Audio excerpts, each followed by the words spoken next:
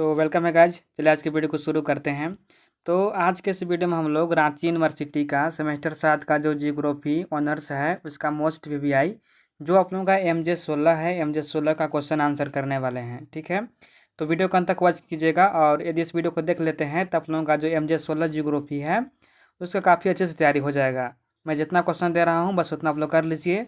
इसमें 1 मार्क्स वाले भी हैं, 5 मार्क्स वाले भी हैं और 15 मार्क्स वाले भी इसमें इंक्लूड है। ठीक है, तो सभी को सभी को देखिए क्वेश्चन और क्वेश्चन को सोल्व करने का प्रयास कीजिएगा और इतना आप लोग कर लेते हैं तो आप लोगों का एग्जाम काफ़ी अच्छा जाएगा जियोग्राफी में। ठीक है, तो सबसे पहले आप लोग देख लीजिए कि आप लोगों का जो सेमेस्टर 7 है, सेमेस्टर 7 में जियोग्राफी में आप लोगों को क्या क्या पढ़ना है।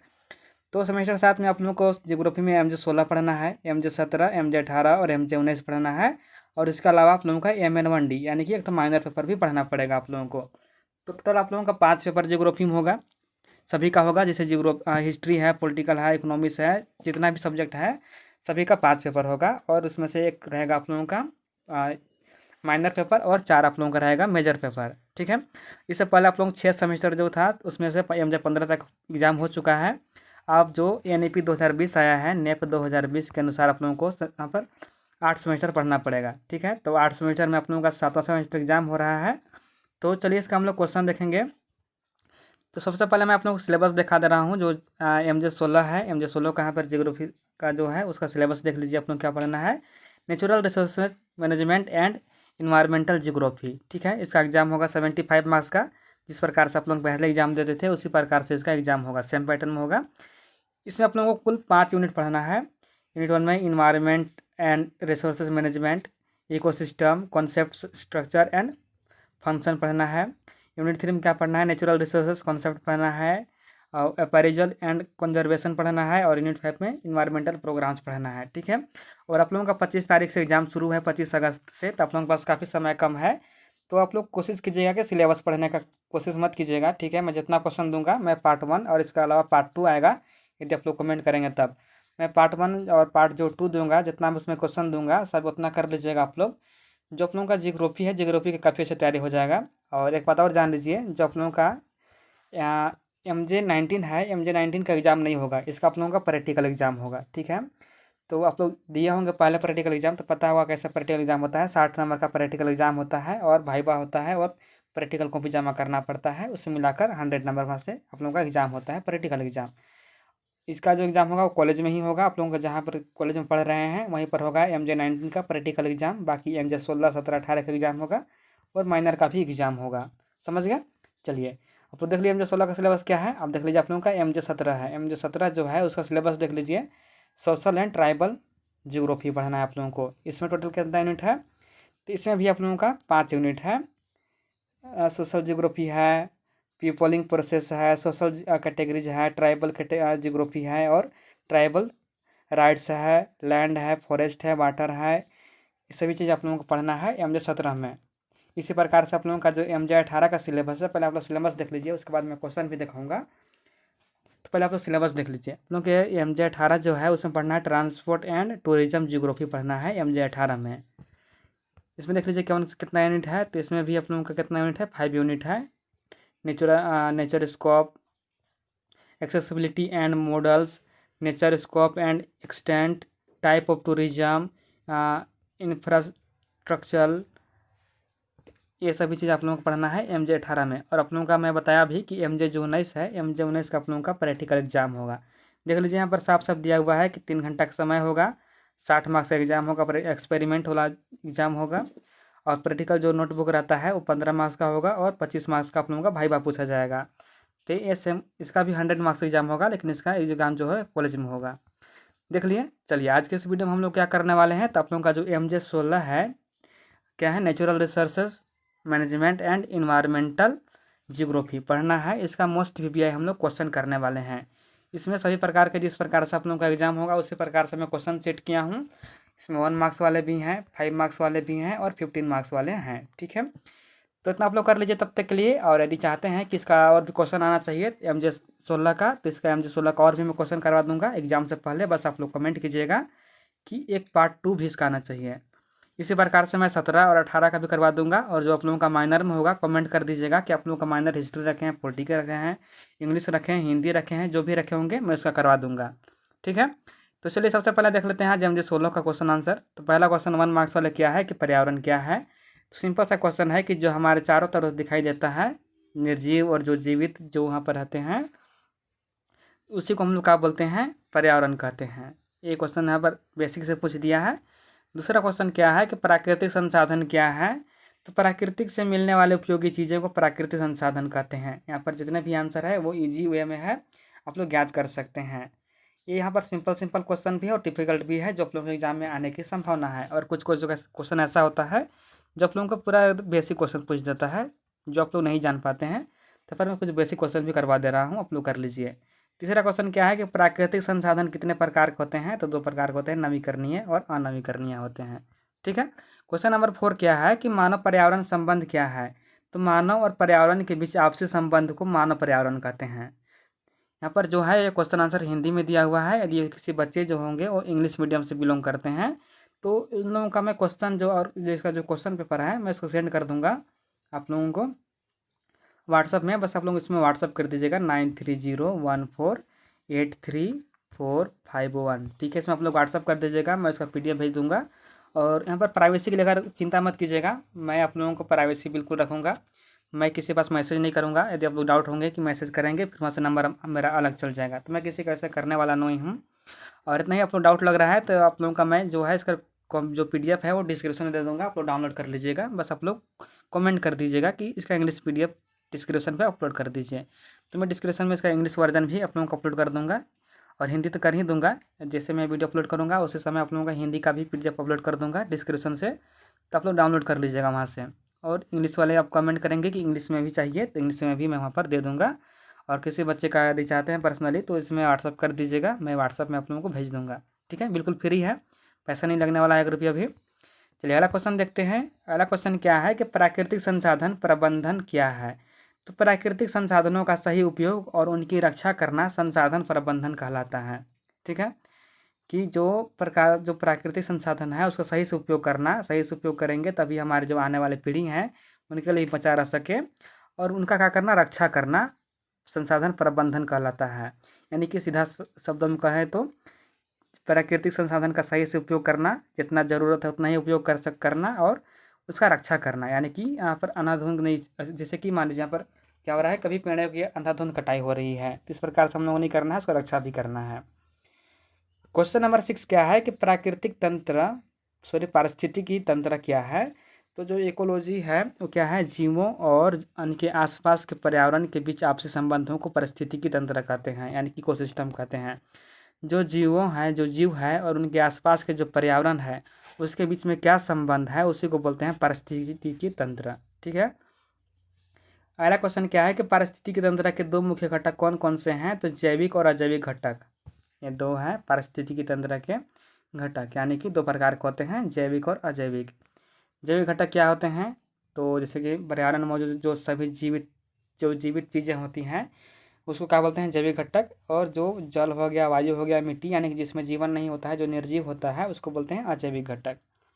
क्वेश्चन नंबर 10 क्या है कि खाद्य श्रृंखला क्या है। तो खाद्य श्रृंखला एक जीव से दूसरे जीव को भोजन और ऊर्जा पहुंचाने की क्रमिक प्रक्रिया का खाद्य श्रृंखला कहलाती है। जैसे मान लीजिए कि यहाँ पर क्या है, यहाँ का है, मान लीजिए यहाँ पर एक कीड़ा है। ठीक है, यहाँ पर घास मान लेते हैं, घास मान लीजिए, घास यहाँ पर है, ये घास है, घास को कौन खाएगा, घास को यहाँ पर खाएगा हिरन, हिरन को कौन खाएगा, तो हिरन को शेर खाएगा।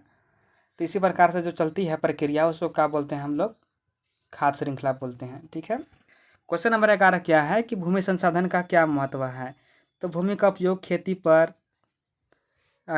घर, सड़क और उद्योग आदि के लिए किया जाता है। यानी कि जो भूमि है, भूमि का हम लोग उपयोग सभी जगह करते हैं, यहाँ तक कि जो हम लोग रहते हैं जिसमें, वो भी भूमि में ही रहते हैं। क्वेश्चन अगला क्या है कि जल संसाधन के प्रमुख स्रोत कौन से हैं। तो वर्षा, नदी, तालाब, झील, भूजल जल के प्रमुख स्रोत हैं। अगला क्वेश्चन क्या है कि वन का क्या महत्व है। तो वन पर्यावरण का संतुलन बनाए रखते हैं और हमें उनकी उपयोगी चीज़ों देते हैं। क्वेश्चन नंबर 14 क्या है कि नवीकरणीय संसाधन क्या है। तो नवीकरणीय संसाधन क्या होते हैं, जो संसाधन बार बार प्राकृतिक रूप से बनते हैं उन्हें नवीकरणीय संसाधन कहते हैं।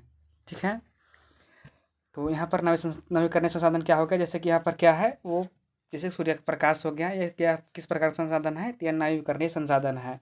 और मैं कहूँगा कि आप लोग 1 मार्क्स के लिए मत देखिए, आप लोग जो लॉन्ग क्वेश्चन है 5 मार्क्स वाले और जो 15 मार्क्स वाले क्वेश्चन है वहाँ से आप लोग कर लीजिए, आप लोगों का 1 मार्क्स का तैयारी हो जाएगा। क्योंकि जो 1 मार्क्स वाले होते हैं वो अलग से नहीं आता है, जो आप लोगों को सिलेबस है सिलेबस से ही आता है। तो आप लोग कोशिश कीजिएगा कि जो 15 मार्क्स वाले हैं और जो 5 मार्क्स वाले हैं उन्हीं को ज़्यादा फोकस कीजिए, क्योंकि आप लोगों का 1 मार्क्स और 5 मार्क्स जो 15 मार्क्स वाले जो हैं और जो 5 मार्क्स वाले हैं उन्हीं से आप लोगों का 1 मार्क्स का क्वेश्चन बनेगा। ठीक है, इतना बेसिक भी क्वेश्चन नहीं आएगा, क्योंकि आप लोग अभी कॉलेज कर रहे हैं, तो इसमें डिपेंड नहीं रहना है कि यही 1 मार्क्स वाले आएंगे। लेकिन जो 5 मार्क्स वाले क्वेश्चन हैं और जो 15 मार्क्स वाले हैं उनको आने की यहाँ पर 90% संभावना है। पार्ट 1 से ही 90% संभावना है कि आप लोग 90% जो क्वेश्चन है वो यहीं से मैच होगा, और होता ही होता है। लेकिन नहीं है तो आप लोग एक बार ट्राई करके देख लीजिए। ठीक है, चलिए, तो अगला क्वेश्चन क्या है कि अनवीकरणीय संसाधन क्या है।